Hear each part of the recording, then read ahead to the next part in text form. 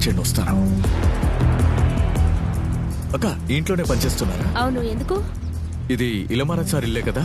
అవును, ఎందుకు అడుగుతున్నారు?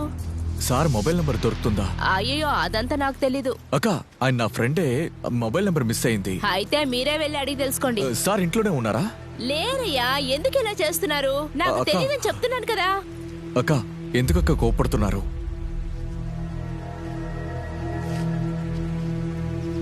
తీసుకోండి.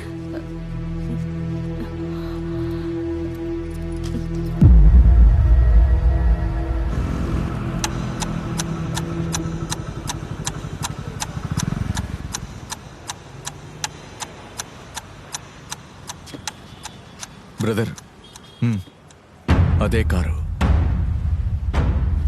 The consignment is gonna come shortly.